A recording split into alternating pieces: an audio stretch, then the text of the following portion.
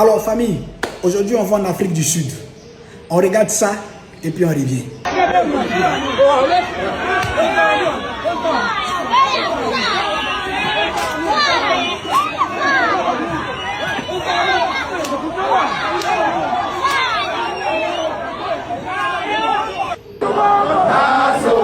A warrior formation for a war on foreigners, marching across South Africa's cities to warn African immigrants here that it's time to leave.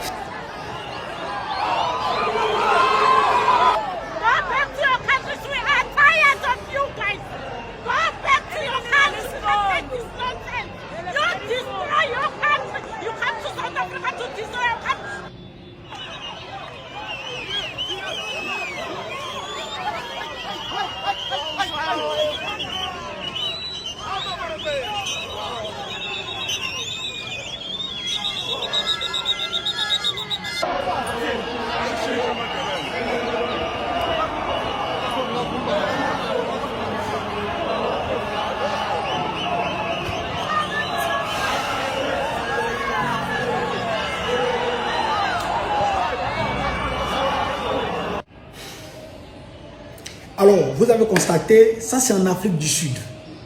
En Afrique du Sud, des Noirs qui s'opposent aux Noirs. En Afrique du Sud, xénophobie. Il faut rester branché et puis il faut écouter.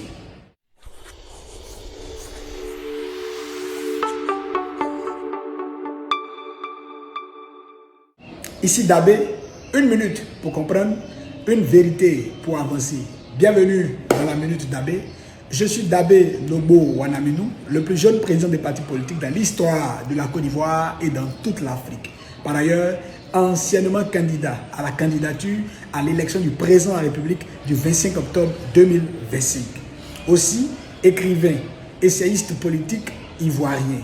Alors, vous pouvez le constater, aujourd'hui on parlera de l'Afrique du Sud. Voilà, on suit de loin comme de près la situation qui se passe en Afrique du Sud. Cette situation de xénophobie. À ma connaissance, ils ne sont pas à leur première manifestation de xénophobie en Afrique du Sud. Parce que semble-t-il que c'est récurrent là-bas. Voilà, malgré, on appelle ça comment, toute la communication de sensibilisation qui se fait autour, c'est récurrent.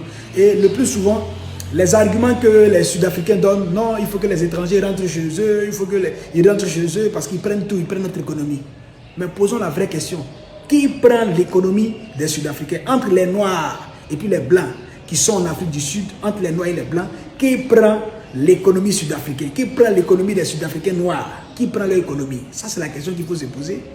En quoi est-ce que le Ghanéen qui est assis en Afrique du Sud, qui fait son petit djabou-djabou là, en quoi est-ce que lui pèse dans l'économie sud-africaine? En quoi est-ce que le Congolais qui est assis en Afrique du Sud, qui fait son petit djabou-djabou, en quoi est-ce que lui pèse dans l'économie, on appelle ça comme un Sud-Africain, jusqu'à ce qu'on demande à ce qu'il retourne chez lui? En quoi est-ce que le Camerounais qui est là-bas, l'Ivoirien qui est là-bas, le Burkinabé qui est là-bas, le Malien qui est là-bas, en quoi est-ce que tout cela pèse dans l'économie, n'est-ce pas, sud-africaine, jusqu'à ce que les Noirs de là-bas décident de chasser leurs propres frères noirs? Mais à ma connaissance, ceux qui tiennent l'économie, les piliers stratégiques, les secteurs stratégiques de l'économie sud-africaine, ils ne sont pas noirs. Ils ne sont pas noirs. Ceux qui tiennent l'économie sud-africaine, ils ne sont pas noirs. Vous les connaissez très bien. Mais vous les laissez pour venir vous acharner sur vos propres frères noirs. Est-ce que ça c'est bon? Est-ce que ça c'est normal? Est-ce que ça on doit accepter ça? Est-ce que ça on doit accepter ça? Mais il y a des villes en Afrique du Sud. Il y a des villes où ce sont les Blancs uniquement qui y vivent. Il n'y a pas de noirs là-bas. Il n'y a pas de noirs sud-africains d'origine qui peuvent prendre ses clics et claques, ses 2 pieds pour aller là-bas. Il y en a qui, les garçons, il n'y en a qu'à se rendre là-bas. Il n'y en a qu'à se rendre là-bas, on va voir ce qu'ils vont nous montrer. Mais des choses comme ça existent dans votre pays. Vous ne vous mobilisez pas pour arrêter ça, pour interdire ça, pour stopper ça. Mais tout ce qui vous intéresse, c'est votre frère noir qui est là-bas, qui a sa petite boutique. C'est lui-là que vous voulez chasser. Vous le chassez pourquoi? Mais vous le chassez là, qu'est-ce que vous gagnez? Quand vous le chassez, qu'est-ce que vous avez réglé comme problème? J'entends souvent, non, va chez toi. Non, tu as gagné, va chez toi. Attends, tous les Africains sont chez eux. Un Africain qui quitte, n'est-ce pas, un territoire X pour venir à un territoire Y, il est chez lui. Un Camerounais qui quitte le Cameroun pour aller au Burkina Faso, il est chez lui. Un Burkinabé qui quitte le Burkina Faso pour aller en Gambie, il est chez lui. Un Gambien qui quitte Gambie pour aller en Afrique du Sud, il est chez lui. Les 30 millions de kilomètres carrés appartiennent aux Noirs, appartiennent aux Africains. Donc ne sombrons pas dans la balkanisation de l'Afrique qu'il y a eu en 1884-85 à la conférence de Berlin. Vous comprenez? Voici pourquoi on parle de panafricanisme.